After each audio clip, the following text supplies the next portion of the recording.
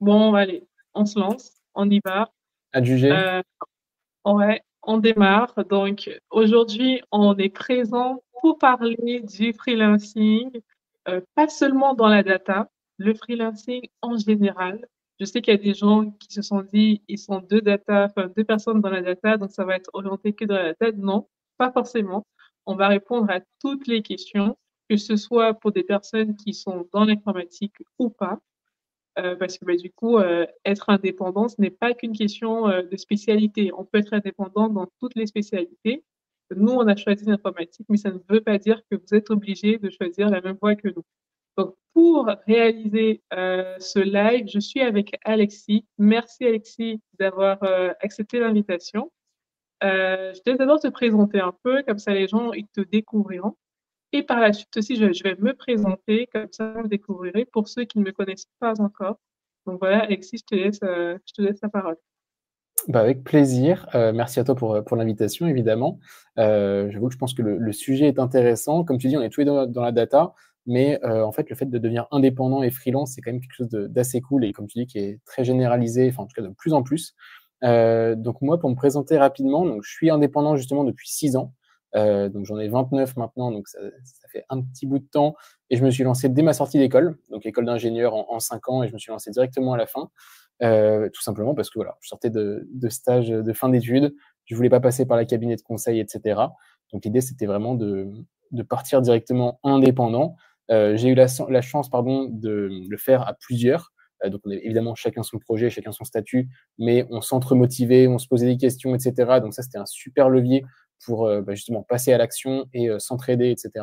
Donc si vous n'avez pas cette chance-là, effectivement, c'est trouver quelqu'un qui peut vous aider à vous lancer. Ça, je pense que ce sera tout bénef pour être confiant et ne pas voilà, céder à la peur. Et Ouais, voilà, en tout cas, je suis super content d'être ici, super content d'être freelance également. Donc en 6 ans, ouais, j'ai fait plutôt des missions longues. Euh, ouais, donc l'idée, c'est de travailler avec des gros groupes. Moi, je suis spécialisé en data analyse, mais surtout sur le côté digital, donc l'analyse des sites web donc pour mes clients, donc des clients plutôt grands comptes en général. J'ai fait du BNP, du Crédit Mutuel, du Dior Parfum, et là, je suis chez Louis Vuitton en parallèle. Et donc, du coup, bah, forcément, j'étudie ce qui se passe sur les sites web de mes clients pour les optimiser. Donc, le but, c'est tout simplement voilà, de comprendre le comportement des gens sur les sites et sur les apps et d'anticiper, du coup, pourquoi les gens font ou ne font pas telle ou telle action. Et donc, tout ça, forcément, il y a beaucoup de data derrière, beaucoup d'outils qui permettent de le faire. Donc, c'est très intéressant. Et pour être honnête, bah, c'est quand même des missions donc, longues où j'ai un seul client à la fois. Donc, ça permet d'avoir vraiment le temps de travailler avec eux. Et du coup, bah, on est presque sur un équivalent de CDI au final. Hein, on garde un client sur le long terme, on peut bien creuser la mission, aller en profondeur, etc. Et donc, c'est juste vraiment le statut qui change et la facture, évidemment, en fin de mois, qui en général ouais. fait assez plaisir. C'est forcément un des gros avantages. Mais oui, voilà pour moi. D'accord, bah, c'est super intéressant. J'ai appris beaucoup de choses. Tu t'es lancé à ta sortie d'école. Tu t'es lancé avec des copains. Tu t'es lancé avec uniquement des clients grands comptes. Donc, ça signifie que ton TJM, il devait être pas assez intéressant. Et en plus, tu n'as fait que des missions longues. Waouh! C'est vraiment, Ouais, ah bah ça pour le coup, c'est c'était beaucoup vraiment d'informations. ouais, c'était une volonté hein, de ma part pour le coup, parce qu'effectivement, je voulais pas cumuler des missions assez courtes, etc. L'idée, c'est vraiment voilà, d'avoir une mission, d'avoir une stabilité, qui est quand même forcément ce que recherchent la plupart des gens. Avoir peut-être un petit boost justement sur le revenu, mais tout en gardant une stabilité et en galérant pas tous les mois à retrouver un nouveau client, etc. C'est quand même pas le plus idéal. Donc ouais, pour le coup, c'est ça. Et comme tu dis, c'est avec les copains que je me suis lancé. Donc ça, c'était un bon avantage ouais, que j'avais. D'accord. Ben, pour moi, en fait, je me suis lancée, ça fait juste un an, mais en réalité, j'ai peaufiné le projet depuis ma sortie d'école. C'est-à-dire que j'ai fini mes études, ça fait bientôt 3 ans. J'ai intégré directement une institution bancaire assez connue en France en CDI et j'y ai fait un an. Après, je suis rentrée en cabinet de conseil où j'ai fait aussi presque une demi-année, on va dire. Et par la suite, enfin, je me suis lancée en CDI, en freelance. Et il faut avouer que la raison pour laquelle à chaque fois je retardais l'initiative, c'était à cause des idées enfin, des idées que j'avais du freelancing et du fait que j'étais, euh, selon moi, encore junior pour trouver des missions. Donc effectivement, j'ai fini par me lancer il y a bientôt 1 an et jamais je n'aurais pu imaginer que ça se passerait aussi bien, que je trouverais facilement des missions et que enfin voilà, parce que là, j'ai pratiquement signé 2 missions en parallèle et j'aurais pu en signer plusieurs, mais vraiment, je voulais me concentrer sur mes clients et être sûre de délivrer le maximum de valeur en un minimum de temps. Donc effectivement, pour moi, voilà, je me suis lancée, ça fait 1 an. C'est vrai que les femmes, en général, elles ont peur de se lancer parce que j'avais des copines avec qui on parlait de ce sujet et qui finalement, 1 an plus tard, elles y sont toujours en CDI, heu, en attendant de maturer l'idée comme moi j'ai fait. Donc Oui, elle finalement, t'ont est-ce laissé que ce n'est partir, pas en éclaireur. ouais, est-ce que c'est ouais, je pense qu'en fait, c'est parce qu'on a beaucoup de craintes et donc du coup, on évite de se jeter à l'eau, alors que des fois, il faut voilà, il faut juste foncer et ça marche, quoi.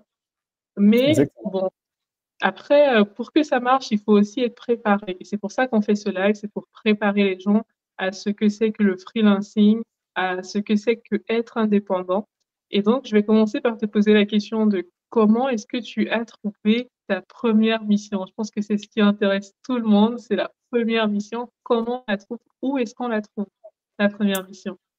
Ouais, bah, comme tu l'as dit, les gens en général, ils ont assez peur de se lancer parce qu'il y a plusieurs thématiques qui peuvent faire un petit peu peur. La première, c'est l'administratif et cetera, se dire: «Oh là là, ça va complexifier tout ça, j'ai pas envie de passer du temps à faire ma compta» et cetera. Et la deuxième, en général, c'est justement: comment je fais pour avoir une mission? Est-ce que, comme l'a dit Stéphane dans le chat justement, comment tu peux être sûr que tu auras un client dès la fin de ta mission précédente? Comment tu «enchaînes» entre guillemets pour garder un revenu constant? Alors ça, pour le coup, pour répondre à la question justement, tu pas garanti d'enchaîner vraiment, littéralement toutes les missions, et cetera, sans avoir de période d'intercontrat, on appelle ça. Donc honnêtement, il faut l'anticiper. Il faut que tu aies justement assez de contrats pour gérer ces petites périodes sans revenus et donc un peu de creux. Mais normalement, voilà, ton salaire, enfin ton tarif doit permettre ça justement, de partir en vacances sans être payé, de gérer des petites périodes sans mission, et cetera. Et donc comment avoir ces missions? Moi, donc alors pour le coup, je fais de l'accompagnement maintenant de freelance. Donc justement, j'aide des gens à se lancer et donc je suis vraiment aux côtés de certaines personnes qui demandent mon aide tout simplement. Et donc forcément, pour les aider, ce que je conseille en particulier, c'est tout simplement de créer des plateformes, enfin des profils sur les plateformes pour commencer. Donc évidemment, un compte LinkedIn, ça c'est nécessaire. Enfin, tout le monde a un compte LinkedIn, sinon tu peux pas dire que tu es professionnel ou quoi que ce soit, ça n'existe pas. Donc compte LinkedIn, tu l'optimises, tu mets bien ton titre, une description claire, tes expériences, tes compétences, et cetera, pour être bien référencé, tout simplement. La même Ouais, chose sur les différentes plateformes freelance. Malte, évidemment, est la plus connue, mais il y en a pas mal d'autres. Donc, il y a Le Hibou, du Comet, du Crème de la Crème, Freework pour avoir du coup des listes d'offres de missions, tout simplement, qui apparaissent du coup régulièrement, et cetera. Donc, il faut rester au courant de tout ça. Donc, il en existe vraiment pas mal.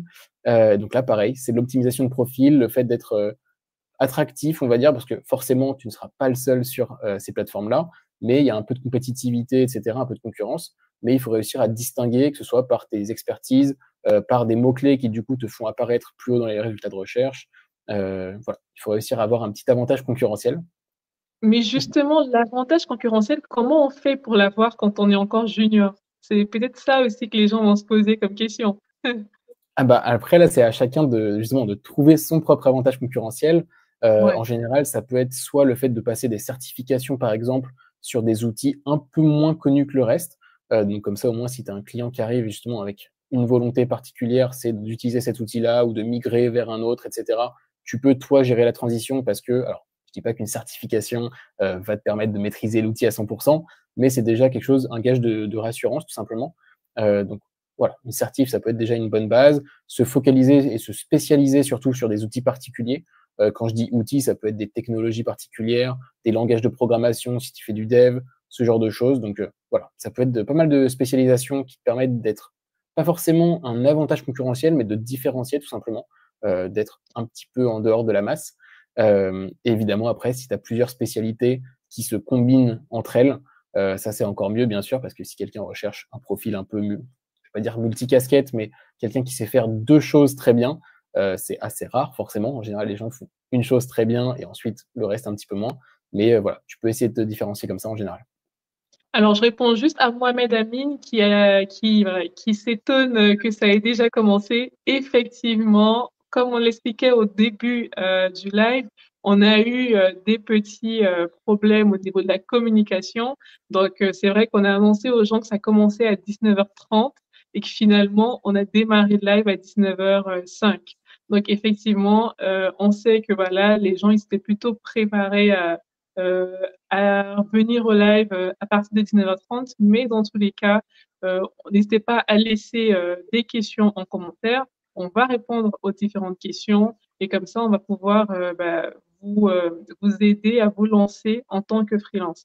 Donc, Alexis, tu expliquais comment faire pour trouver sa première mission. Tu as parlé justement des plateformes de freelancing.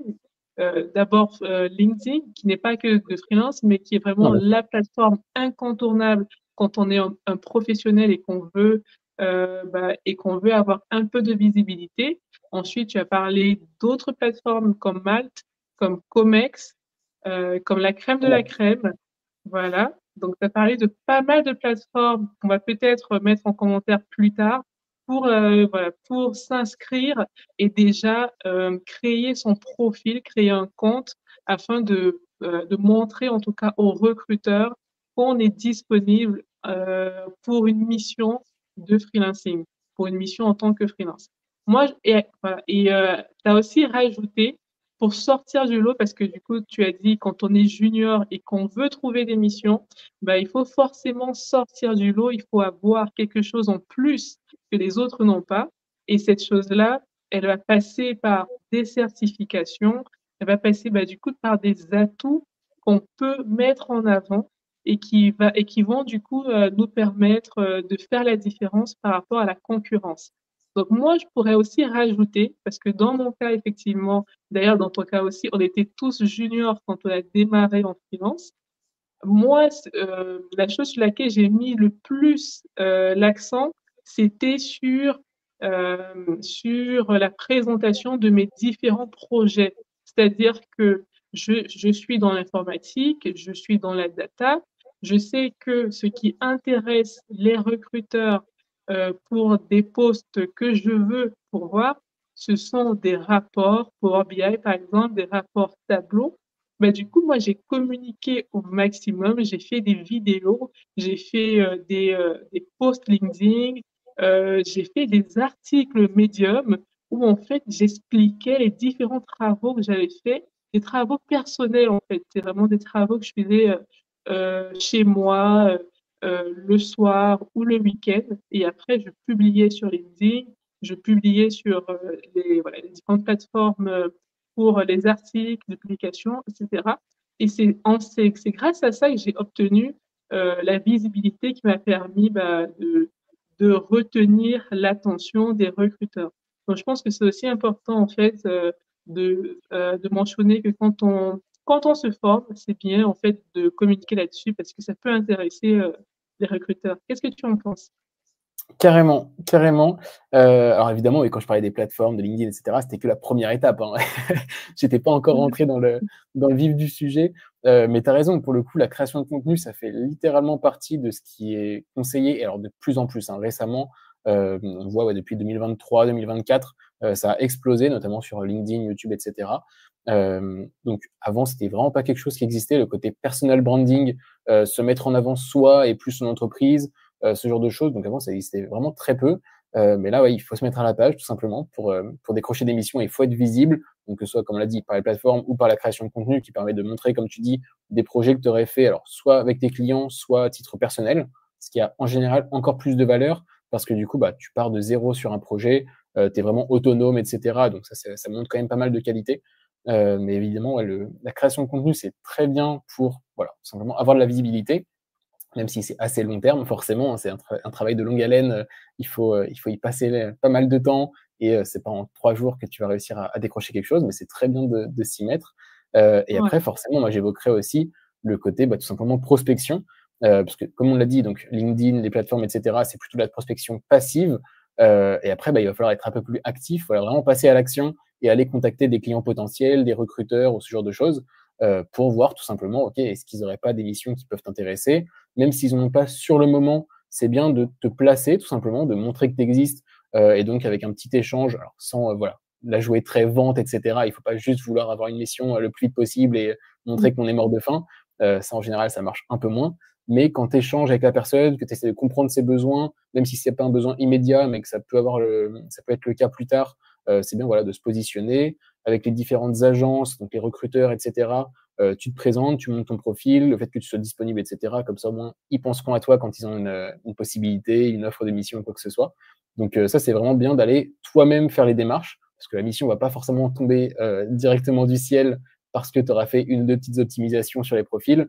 Il faut vraiment voilà, que tu ailles mettre toutes les chances de ton côté en allant démarcher les gens. Pardon. Et donc ça, évidemment, ça peut se faire aussi sur LinkedIn, hein, bien sûr. Sur LinkedIn, c'est une mine d'or en termes de profils, de recruteurs, etc. Mais ça peut être fait de pas mal d'autres manières. Ouais. Mais voilà, en tout cas, c'est plus tu passes à l'action, plus tu vas démarcher des gens, tu prends, alors, je sais pas, des informations, par exemple, sur une entreprise avec laquelle tu aimerais beaucoup travailler. C'est important d'aller justement se renseigner sur quelles technologies, quels outils elles utilisent pour, au moment de l'entretien ou de ton premier message, premier mail ou autre, tu puisses déjà avoir des petites billes à placer sur le fait que voilà, tu as étudié l'entreprise, tu n'envoies pas ce message à 250 autres personnes en copier-coller, etc. Donc ça, Bah c'est des petites oui. choses qui peuvent paraître anodines, mais dès que tu te renseignes un petit peu, dès que tu montres que tu peux apporter quelque chose en plus de ce qu'ils ont à l'heure actuelle, c'est là qu'en général, tu peux commencer à marquer des points. Ouais. Beh, c'est bien que tu mentionnes la prospection active parce que je sais qu'il y a beaucoup de personnes qui ne se focalisent que sur la prospection passive où en fait, ils sont vraiment dans l'attente de la première mission. Bah, c'est vrai que des fois ça arrive, des fois, ça arrive qu'on a un recruteur qui va directement voir notre profil et si ça match avec, la mission, bah, du coup, qui va nous contacter. Mais il faut aussi, et comme tu l'as mentionné, il faut absolument la prospection active. Après, je sais que les gens, ils vont se dire, j'ai pas le profil d'une personne qui va aller contacter des gens. Je sais même pas par où je vais commencer. Voilà, je j'ai pas envie de me faire recaler parce que c'est vrai que ça arrive sur LinkedIn quand on essaie de communiquer avec une personne, ben, on a des vues la personne ne nous répond pas et ça peut vite décourager. Ben, il faut comprendre qu'on passe tous par là, on passe tous par cette étape où on écrit le premier mail ou le premier message, on s'attend à ce que il va nous répondre et finalement rien du tout. Mais en fait, c'est justement grâce au fait qu'on ne se décourage pas, c'est parce que voilà, on reste motivé, on sait l'objectif qu'on a, on sait que voilà, à force de multiplier justement les interventions de ce genre, les prospections actives, on va finir par capter l'attention d'un recruteur. Et c'est bien de mentionner que dans la prospection active, on n'est pas seulement censé envoyer des mails à des RH, à des ressources humaines ou à des recruteurs. On peut aussi envoyer des mails parfois à des potentiels collaborateurs, à des collègues qui travaillent déjà dans l'entreprise dans laquelle on veut travailler. Moi, il m'est arrivé en fait de voir une offre d'emploi pour une mission en freelance et d'aller contacter une personne qui travaillait déjà dans ce département pour justement essayer de discuter, essayer de voir si il pouvait rentrer dans mon réseau et ainsi m'aider à obtenir cette mission. Donc, je pense que c'est important de se rendre compte qu'on n'a pas besoin, parce que des fois, c'est compliqué d'atteindre les personnes, les N+2, les N+3. Mais voilà, les personnes comme nous qui travaillent déjà dans la mission, les personnes plus opérationnelles que managers, elles, on peut facilement les capter. Donc, il ne faut pas hésiter à leur envoyer des demandes sur LinkedIn et ainsi à multiplier en fait le nombre de personnes dans son réseau.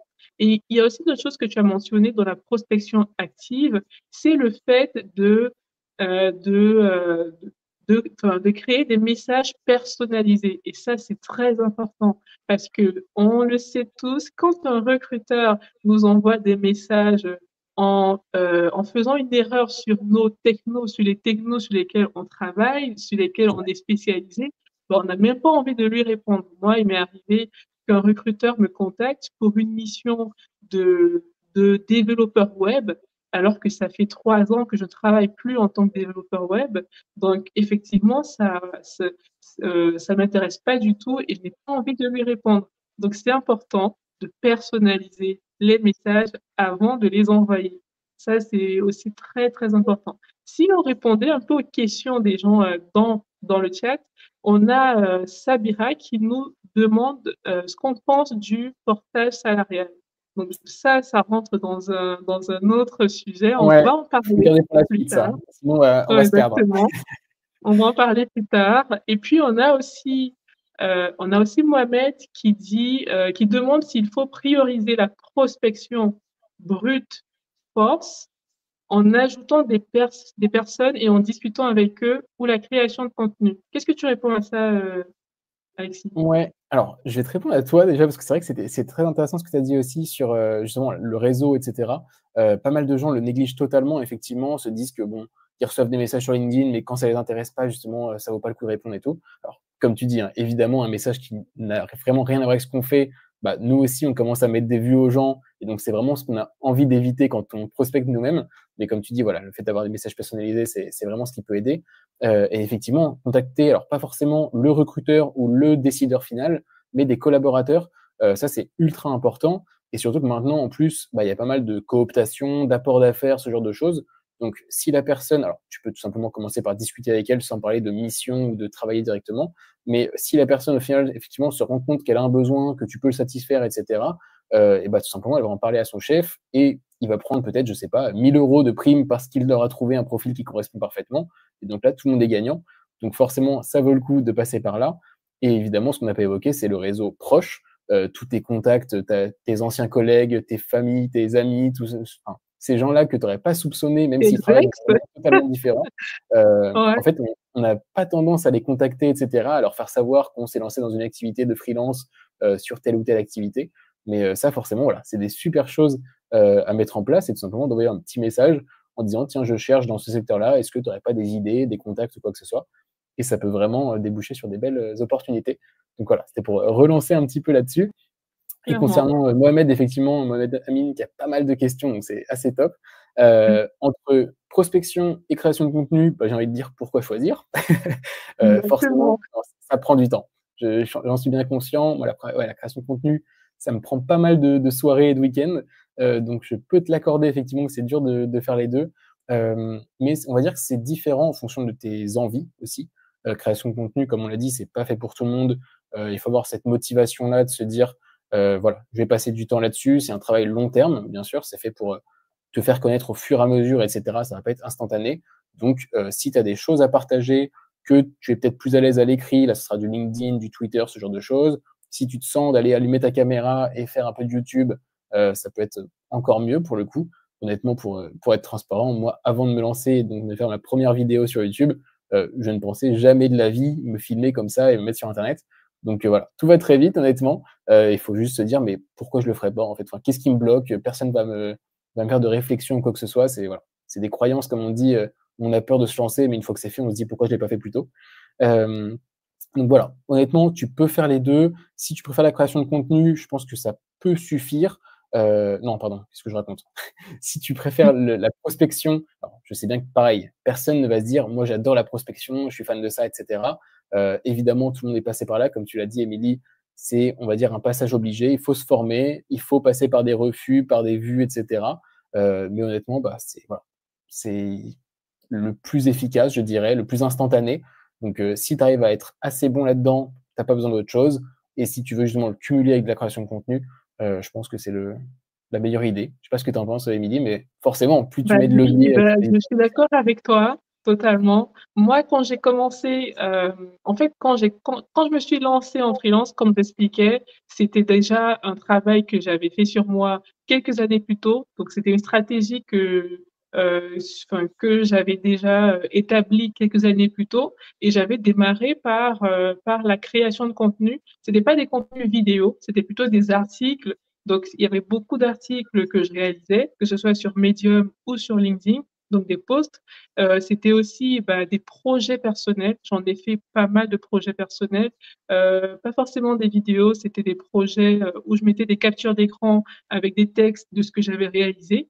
Donc voilà, j'ai commencé par la création de contenu et par la suite, j'ai fait de la prospection active et j'avoue que bah, ce sont vraiment les deux principaux, enfin, les deux principales choses qui m'ont permis de trouver facilement ma mission quand j'ai voulu me lancer. Donc moi, je dirais pareillement que toi. Pourquoi choisir quand on peut faire les deux? Après, bon, effectivement, ça prend du temps. Il faut bien s'organiser parce que faire de la création de contenu pour s'arrêter, enfin, faire une semaine pour s'arrêter, ça sert à rien. La création de contenu, c'est vraiment comme la prospection, c'est c'est faire tout le temps, en fait. C'est faire un peu tout le temps. Donc, c'est vraiment la discipline et la récurrence. Si j'ai décidé que j'allais faire enfin, créer du contenu une fois par semaine, bah, il faut que je m'en tienne à cette fréquence-là. Il faut que chaque semaine, bah, j'ai mon contenu qui est préparé, que je puisse publier et que j'ai du contenu qualitatif.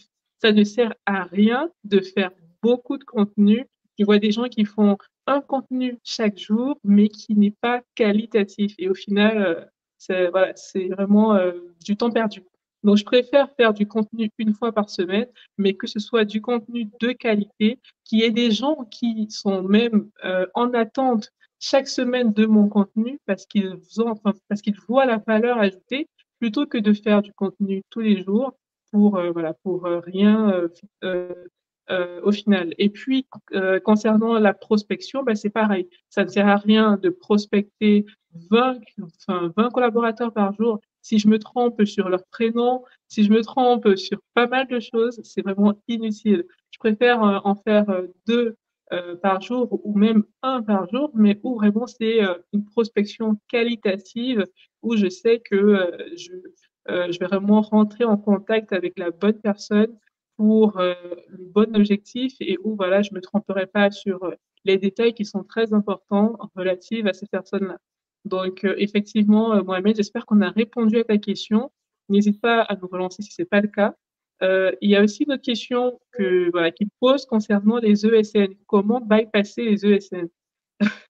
Ouais, alors honnêtement, je sais qu'il y a pas mal de gens qui en parlent sur LinkedIn, sur le fait qu'il faut absolument justement bypass les ESN, comme quoi ça ne vaut pas le coup, et cetera. En tant que salarié, je suis 100 d'accord. Évidemment que je ne suis pas pour être salarié en ESN, ça je comprends, j'ai un peu de mal à comprendre comment les gens peuvent rester autant de temps.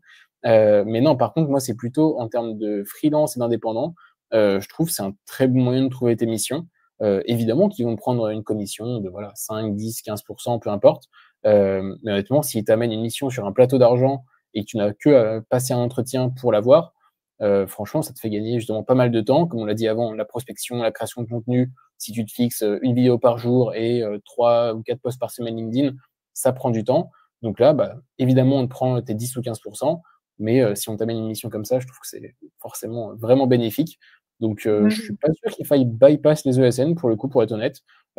Si tu veux le faire, bah, évidemment, il suffit d'aller contacter des clients finaux par toi-même, d'aller justement contacter ton réseau, et cetera, ou de passer par les plateformes. Mais pour moi, ouais, la question se pose pas vraiment, pour être honnête. Ouais, pareil, je pense pareillement que toi. Pourquoi est-ce qu'il faudrait bypasser les ESN? Je pense que quand on cherche un appartement, bah, des fois, on va voir les agences immobilières en sachant que bah, elles vont récupérer un pourcentage, mais on le fait quand même parce qu'on sait que en allant vers les agences immobilières, on sera mieux accompagné et du coup, on va rapidement trouver l'appartement de nos rêves. Donc, pourquoi est-ce que on ne ferait pas pareil avec la mission? En fait, il ne faut pas regarder qu'est-ce qu'on perd, mais plutôt ce qu'on gagne. Parce C'est qu'en vrai, réalité, l'objectif, c'est de trouver une mission. Si l'ESN nous apporte la mission et que derrière, elle récupère un petit pourcentage, bah, moi, je ne vois pas en quoi c'est dérangeant, sachant qu'on n'aurait pas trouvé la mission par nous-mêmes. Donc, non, je ne vois pas pourquoi est-ce qu'il faudrait bypasser les ESN. Si l'ESN vient avec une mission et que la mission, elle nous intéresse parce que les technos sont intéressants, parce que le client est intéressant, bah non, non, moi j'y vais, je fonce.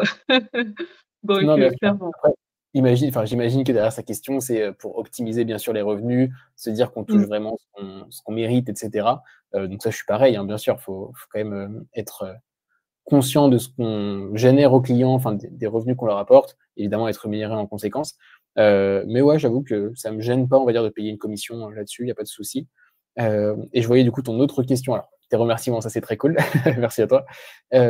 Et du coup, pour le fait de connaître les stacks des boîtes, alors, je ne pense pas qu'il existe des documents partagés et ça m'étonnerait, d'une part parce que je pense que c'est pas spécialement public et en plus ça évolue quand même assez vite, etc. Donc je suis pas sûr que quelqu'un s'amuse à aller prendre le suivi tous les ans ou tous les quelques mois de tout ça. Mais moi, par exemple, pour mon secteur d'activité, donc qui travaille beaucoup sur le web et donc sur les sites de mes clients, ce que je peux faire pour déterminer leur stack en termes de voilà, en termes de site web ou de choses comme ça, c'est tout simplement d'aller sur leur site, de faire un petit inspecter l'élément et d'utiliser une ou deux petites extensions qui permettent d'avoir un peu plus d'infos sur le site, comment il a été développé, qu'est-ce qu'ils utilisent comme logiciel de suivi, etc.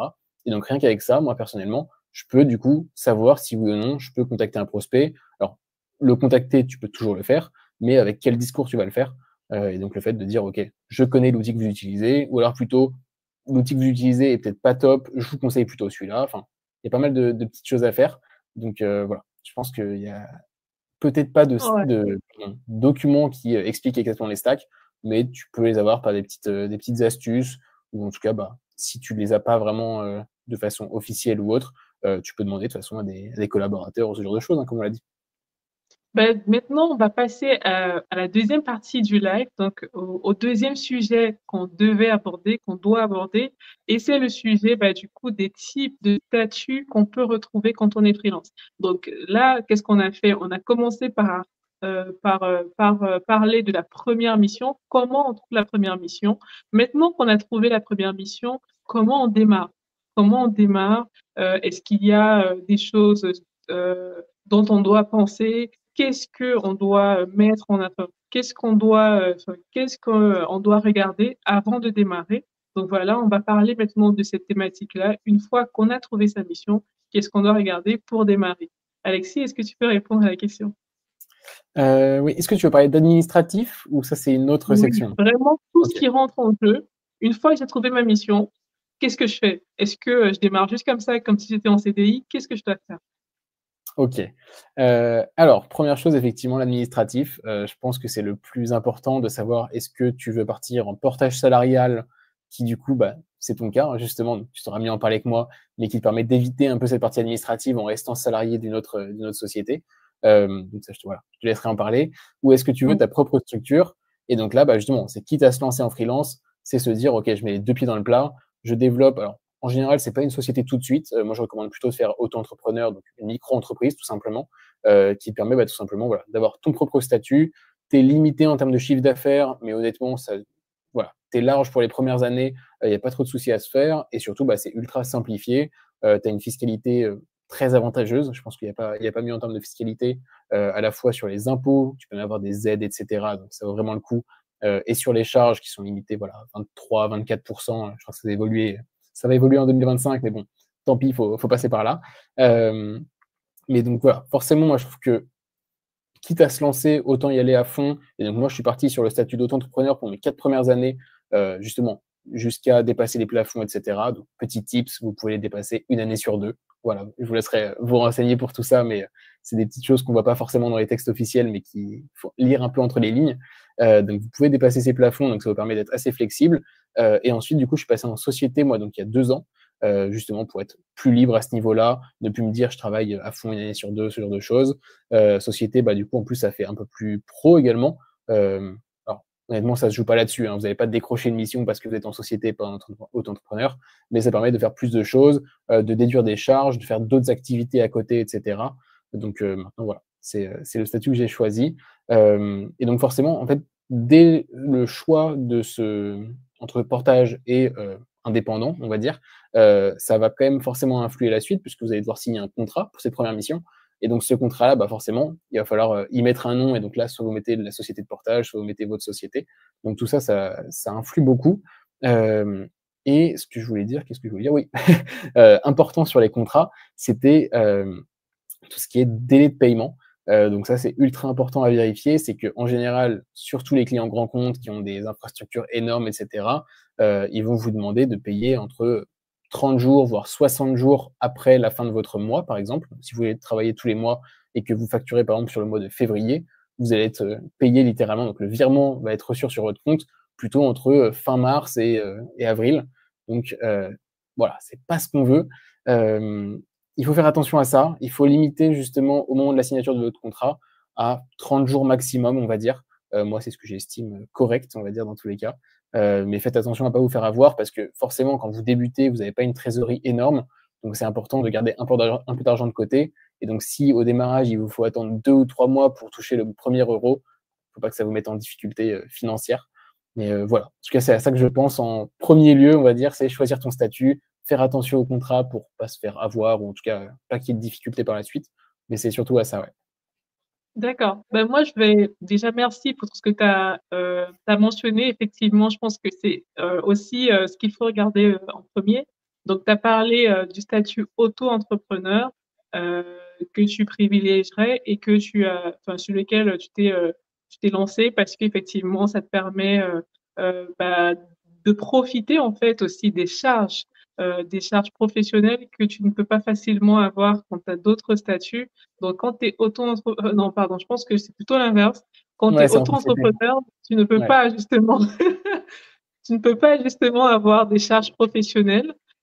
Et d'ailleurs, c'est la raison pour laquelle moi, je me suis lancée en portage salarial. Donc, moi, je me suis lancée en portage salarial parce que je voulais déléguer la partie juridique, la partie fiscale, la partie administrative, la partie comptable surtout. Donc, je ne voulais pas me tracasser avec toutes ces responsabilités qu'on a quand on se lance en freelance. Parce que voilà, moi, je sortais enfin, de la sphère du CDI, des ESN, où j'avais toujours reçu ma fiche de paie à la fin du mois. Donc, je ne voulais pas, voilà, je voulais pas démarrer brusquement avec toutes les différentes charges administratives à gérer. Donc, avec le portage salarial, j'ai pu déléguer toute cette partie, la partie comptabilité, la partie fiscalité, à une entreprise de portage que j'ai moi-même recrutée. Donc, j'ai recruté une entreprise de portage en faisant passer des entretiens en fait à différentes boîtes de portage salarial et puis en recevant les différents devis, donc les pourcentages qu'ils allaient récupérer pour réaliser la partie fiscalité, la partie comptabilité de mon activité. Donc, j'ai fait passer les entretiens, j'ai comparé les différents montants, les différents pourcentages qu'ils récupéraient, et ensuite j'ai choisi une boîte de portage. Alors, n'hésitez pas si vous voulez le nom de la boîte de portage, je peux vous la donner, il n'y a aucun souci. Et donc, il y a Sabira qui demande comment bien choisir sa boîte de portage. Ça, c'est une très bonne question. Effectivement, il y en a pas mal. Il y a beaucoup d'entreprises de portage salarial. Donc, comment choisir la meilleure? Ben, moi, je dirais que c'est comme quand on cherche, comme quand on a plusieurs propositions. Comment est-ce qu'on choisit l'une par rapport à l'autre? C'est en fonction de différents détails. Donc, le premier détail, c'est combien est-ce qu'elle va nous coûter la boîte de portage. Moi, en tout cas, c'est ce que j'ai regardé en premier, c'est combien est-ce qu'elle me coûte. Et j'ai vu que la moyenne en France, c'était 4%. La moyenne pour les entreprises de portage salarial, combien est-ce que on devait débourser pour qu'elles réalisent toute la partie gestion administrative, gestion fiscale, gestion juridique, c'était environ 4%. Donc, j'ai regardé, déjà, j'ai éliminé toutes les entreprises qui récupéraient plus de 4%. Ça, j'ai éliminé complètement. Et ensuite, j'ai regardé celles qui étaient soit à 4% ou en dessous. Et c'est vraiment elles que j'ai essayé de challenger pour vérifier voilà, qu'il n'y avait pas de frais cachés, pour vérifier aussi enfin, pour vérifier aussi du coup, qu'il y avait une bonne communication, que j'allais être payée bien enfin, à la fin du mois euh, et non pas, comme tu l'as mentionné, 60 jours plus tard, ou etc. Donc voilà, donc j'ai regardé ça pour être certaine de ne pas, de retrouver exactement en fait ce que j'avais quand j'étais salariée, mais cette fois-ci avec un meilleur salaire forcément.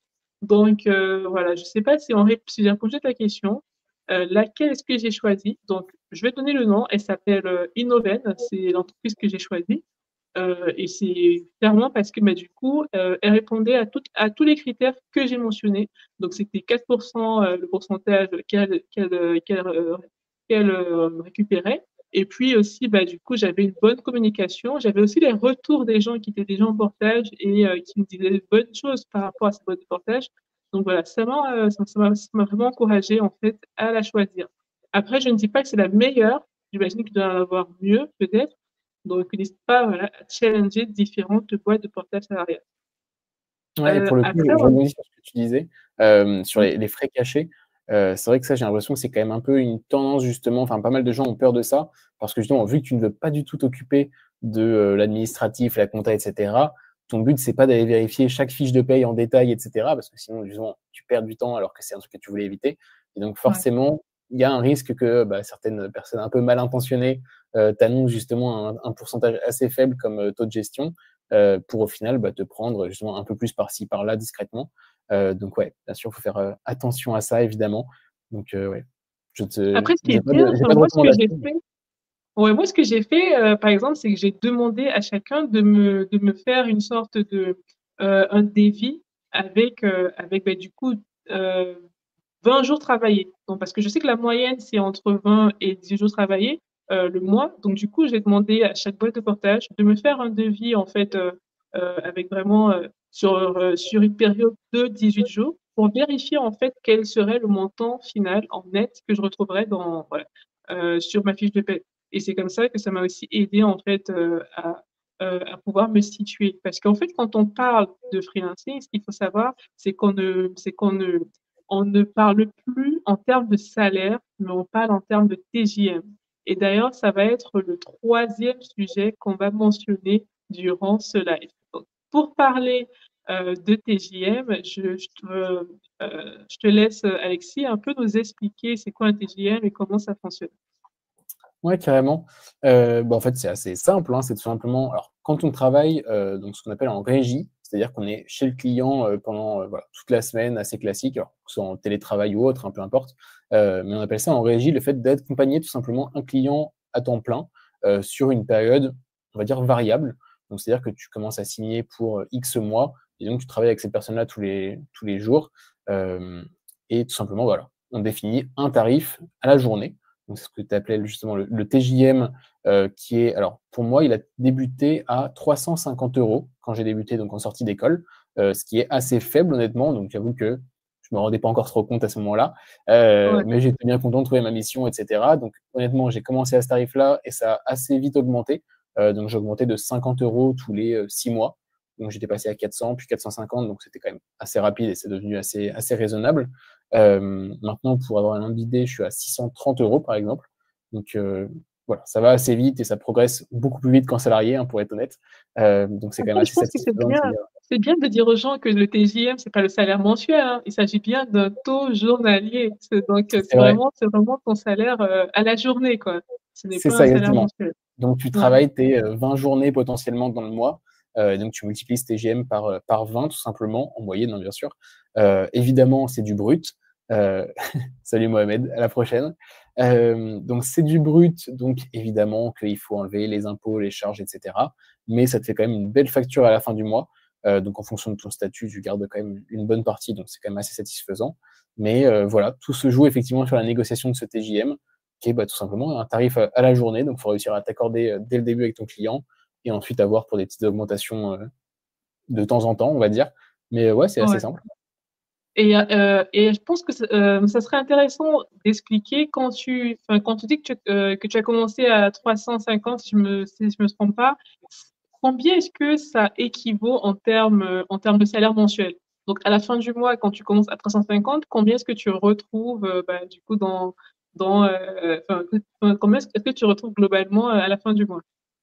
Alors, donc ouais, comme on l'a dit, 350, c'est quand même assez faible, mais on va partir de cet exemple, hein, tu as raison, autant prendre le premier. Donc 350, si, alors là, je travaillais pour le coup vraiment à temps plein, donc sans les vacances, etc., tu travailles donc 20 jours par mois en général, donc du lundi au vendredi, 4 semaines par mois, ça fait 20 jours, et donc ça te fait 7000 euros. Donc 350 fois 20, tout simplement, 7000 euros bruts facturés. Donc ça, c'est du hors taxe. Donc, ce qu'il faut savoir, c'est qu'en auto-entrepreneur, au démarrage, tu ne vas pas être assujetti à la TVA. Donc, si tu passes en société directement, il va falloir que tu prennes la TVA, etc. C'est autre chose. Mais là, on va parler sans TVA pour commencer, ce sera plus simple. Honnêtement, ça change pas grand-chose, hein, mais c'est simplement pour les calculs. Donc 7 000 euros hors taxe. Donc sur ces 7 000 euros, donc là, c'est littéralement ce qui va arriver sur ton compte bancaire professionnel. Donc c'est important d'avoir un compte bancaire professionnel et pas de tout mettre sur ton compte perso parce que sinon ça va être une galère pour t'y retrouver. Petit conseil au passage. Donc prenez un compte à part, même s'il est gratuit ou autre, c'est bien de différencier les deux. Et tout simplement, bah, vous allez donc sur 7 000 euros payer donc par exemple en auto-entrepreneur 23% de charges, donc c'est des cotisations sociales que tu payes à l'URSSAF. Donc sur ces 23%, allez, on va arrondir à 25, on va dire un quart, comme ça sera plus rapide. Et ensuite, sur tes impôts, donc soit tu as des petites aides qui te permettent d'être à 2%, par exemple. Donc c'est ce qu'on appelle le versement libératoire, qui est ultra avantageux, il ne faut pas se mentir. C'est dépendant de pas mal de critères, hein, forcément, des revenus, etc. Donc je vous laisserai vous renseigner, on ne peut pas tout aborder non plus dans ce live-là. Mais voilà, faites attention à avoir des aides si possible. Donc l'ACRE pour les cotisations sociales et le versement libératoire pour les impôts. Et donc là, sur un impôt classique, on va dire, tu seras, je sais pas, entre 10 et 15%, je pense. Donc ça te fait, on va dire 40% au total que tu redistribues à l'État, donc sous forme d'impôt ou de charge. Ça, c'est vraiment pour les années classiques. Donc si tu n'as aucune aide, etc. Donc 40%, toc, toc, toc, donc ça fait 60 de récupérer sur 7 000 euros. On va dire que c'est un bon 4 000 euros net à la fin. Je ne saurais pas te dire le chiffre exact de tête, mais voilà, c'est quand même un solide 4 000 euros net. Donc évidemment, à ça, il faut aussi compter le fait que tu n'as pas de mutuelle, tu n'as pas ton Navigo remboursé à 50%, enfin ce genre de choses, les tickets restaurants, etc. Donc c'est quand même voilà, des petites choses que tu n'as pas en plus. Donc tu préfères avoir de l'argent que des avantages. C'est moi en tout cas ce qui m'a aidé, Mais on en va tout dire, à cas, prendre je la veux quand décision. même, moi qui ai commencé en CDI, je t'avoue que j'ai pas commencé à 4 000 euros. Même si je rajoute les avantages que j'avais, ça Mais reste évidemment. énorme. Ben oui, ça Ouais, reste énorme, 4 000 euros en démarrage. À la sortie d'école, enfin, en sortie d'école, ça reste énorme, même si on n'a pas le Navigo remboursé de moitié, sachant que certains sont véhiculés, même si on n'a pas les tickets restaurants, parce qu'en plus, on commence à se demander si les tickets restaurants ne serviront pas que quand on ira au restaurant. Et tout le monde ne c'est veut vrai. pas forcément manger tous les jours au restaurant. Donc voilà, je pense que 4 000 euros, c'est déjà une très belle somme quand on sort d'école. Et surtout que c'est en net. Donc oui, C'est je ça. pense que Là, pour le coup, c'est c'est vraiment ouais, négligeable. le net final. Et en sachant que voilà, en auto-entrepreneur, ton argent pro, ça devient ton argent perso. Donc, tu peux te faire des virements rapidement. Il n'y a pas de, voilà, il y a pas de petits frais cachés justement en plus derrière. Donc, ça, oui, pour le coup, c'est assez satisfaisant. Et forcément, bah, là, on est parti sur 350 euros de TJM, pardon. Mais plus tu montes, plus ça montera crescendo. Bon, l'imposition montera aussi un petit peu, hein, on va pas se mentir. Ouais, Euh, mais en général, quand tu payes beaucoup d'impôts, c'est que tu gagnes bien ta vie, donc c'est quand même plutôt bénéfique. c'est ça. Et juste pour parler du portage salarial, bah, la différence du statut d'auto-entrepreneur, moi, si je gagnais 350 euros, je vous avoue, je gagne un peu plus que ça quand même, mais si je gagnais 350 euros, je me retrouverais, parce qu'en fait, quand tu es en portage salarial, la chance que tu as, c'est que si tu as du télétravail, bah, tu peux du coup avoir pas mal de charges professionnelles. Donc, tu peux réduire en fait ton brut et donc augmenter ton net grâce aux charges professionnelles. C'est-à-dire que, par exemple, tu peux toi-même te verser tes tickets restaurants, donc cotiser pour tes tickets restaurants. Et ça sera donc ça sera hors impôt. Donc, du coup, ça sera vraiment rajouté directement comme avantage. Tu peux aussi cotiser pour ta mutuelle. Tu peux aussi profiter pour, si tu es en télétravail, ben, en fait, te rembourser les frais qui sont liés à l'électricité voilà, dans un pourcentage donné, un pourcentage qui est calculé en fonction du nombre de jours travaillés et de la superficie aussi. Pareil pour ton loyer, tu peux te le faire rembourser, mais une fois de plus, c'est un calcul que tu dois effectuer.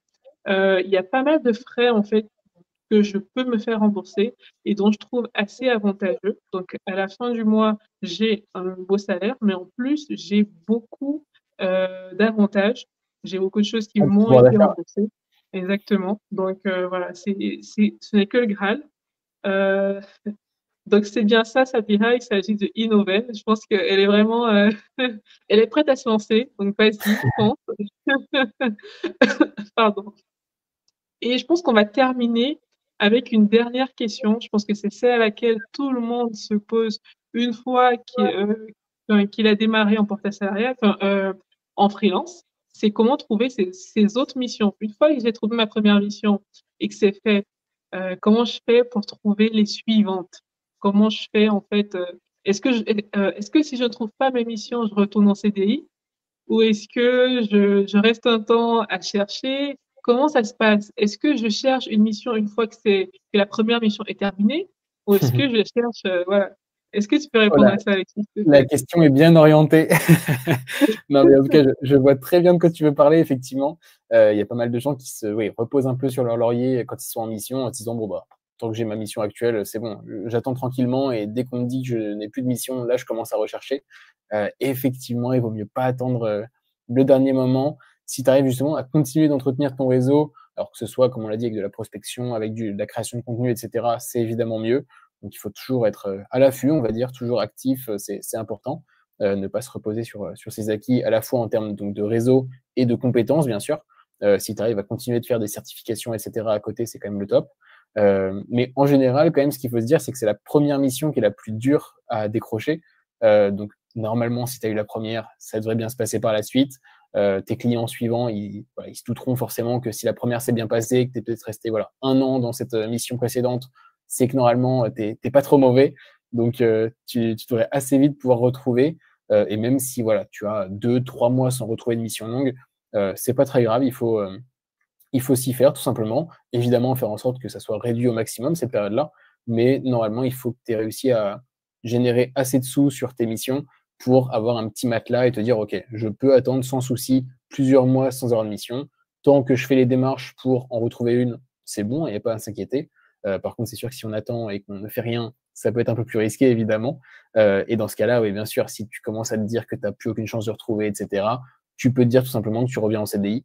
Je pense que de toute façon, ça fait une très belle expérience, dans tous les cas, d'être indépendant. Ça te fait justement avoir plus d'autonomie, etc., passer à l'action. Donc, tu sortiras de ta zone de confort. Et donc, ça, c'est déjà une très bonne démarche. Et évidemment, ouais, tout ça fait. Si tu veux revenir en CDI, les gens t'accueilleront avec plaisir. Hein, justement, les ESN, etc., seront ravis de t'accueillir. Donc, il n'y a pas trop de soucis à se faire si tu es vraiment en difficulté. Mais sinon, je pense que ouais, la première est la plus dure. Et ensuite, si tu fais ce qu'il faut, il n'y a pas de souci. Ouais. Ben, je suis totalement d'accord avec toi. Premièrement, je voudrais que les gens ils comprennent que ce n'est pas une honte de revenir en CDI si on ne Bah trouve oui. plus de mission. Ce n'est pas une honte en fait. Au contraire, je pense que tu as quelque chose en plus que les personnes qui sont uniquement en CDI n'ont pas. C'est que toi, voilà, tu sais te lancer. Tu sais te lancer, tu es autonome. C'est vraiment le mot que je cherchais. Tu es autonome. Et je pense que c'est vraiment un plus. Donc, il faut que les gens arrêtent de penser que si j'ai trouvé ma première mission grâce à une ESN et que du coup ça s'arrête au bout d'un moment, bah alors je vais rester attendre une prochaine ESN. Déjà non.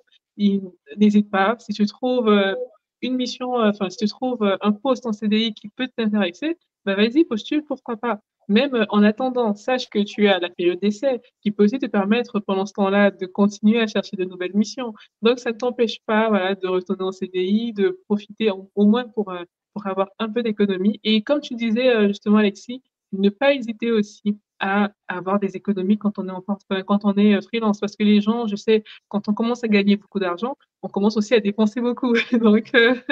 il faut se dire, voilà, le freelancing, c'est bien, mais le freelancing, c'est aussi, voilà, c'est aussi quelque chose qui est différent du CDI dans le sens où on n'a pas forcément la sécurité dès que j'ai validé ma période d'essai, c'est sûr, je pourrais pas être débauchée, quoique, même si en réalité, ça peut aussi arriver dans l'autre sens, enfin, dans l'autre cas. Mais en tout cas, il faut savoir économiser, il faut se dire que ça peut s'arrêter du jour au lendemain. Et donc, je dois avoir un matelas de sécurité. Et puis, j'ai aussi aimé le fait que tu as dit, ben, on cherche sa seconde mission quand on est encore en mission en réalité, parce que il faut déjà satisfaire le client. Quand on satisfait un client, ça signifie qu'on aura des retours positifs. Et ça, Bien c'est sûr. très important, parce que les retours, ça nous permet de trouver facilement d'autres missions. Et des fois aussi, il y a des clients ou même des collaborateurs qui peuvent avoir, enfin, qui peuvent connaître des personnes qui recherchent des profils comme nous et du coup, qui peuvent nous recommander. Donc, du coup, c'est très important bah, de faire du bon boulot, d'avoir, enfin, de garder de bonnes relations dans toutes ces missions. Ça peut nous aider en fait à trouver de nouvelles missions. Et puis, comme tu l'as dit, il faut toujours continuer de se former, donc des certifications, continuer de prospecter de temps en temps, même si c'est juste le vendredi. Il faut continuer bah, de se mettre en avant à travers des publications, des articles qui parlent de ce qu'on a, enfin, de nos projets. Ça aussi, c'est hyper important. Et surtout, il faut comprendre que quand on a trouvé sa première mission, après, par la suite, c'est hyper évident de trouver les autres. Juste pour moi, voilà, j'ai commencé en freelance il y a bientôt un an. Et rien qu'en un an, j'ai reçu pas mal de propositions. J'ai reçu environ 4 propositions sur les un an où j'ai démarré en tant que freelance. Et c'est moi à chaque fois qui ai dû leur dire, bah, je vous recontacterai dès que je serai disponible. Donc, n'hésitez pas à comprendre que effectivement, quand on a déjà trouvé sa première mission, c'est plus simple de trouver les suivantes. Donc, je ne sais pas si on a répondu à toutes vos questions. J'espère qu'on l'a fait. Et puis, si c'est pas le cas, bah, vous avez nos noms respectifs. Allez nous checker sur LinkedIn ou alors allez regarder les différentes pages, enfin, les différents comptes YouTube. Donc, que ce soit pour Alexis ou pour moi, euh, Data Academy, et laissez vos messages, on vous répondra. Alexis, est-ce que tu as un mot de fin? Non, juste bah, motivez-vous à vous lancer, ça c'est clair que je pense que vous le regretterez pas. Dans tous les cas, c'est une super expérience. Évidemment, voilà, ça fait prendre des petits risques, mais tant que c'est des risques mesurés, ça en vaut vraiment la peine. Donc non, je connais personne qui a regretté de s'être lancé pour le coup. Je commence à reconnaître pas mal de freelance et c'est quand même rare qu'ils fassent le chemin inverse. Donc voilà, je pense que vous ne serez pas déçus. Et si vous avez besoin de quelqu'un qui vous accompagne ou autre au quotidien pour vos débuts, bah écoutez, je me ferai un plaisir de vous aider en tout cas. Super. Merci beaucoup, Alexis. Merci à tous ceux qui nous ont suivis. N'hésitez pas, bah, du coup, à laisser des likes ou à vous abonner sur nos différents comptes. J'ai vu Sabia qui dit que c'est déjà fait. Super. Bah, faites pareil. Et puis voilà, nous, on vous souhaite en tout cas beaucoup de réussite dans votre première mission de freelance ou dans la continuité en freelance. Merci, Alexis, et bonne soirée. Merci à toi, salut.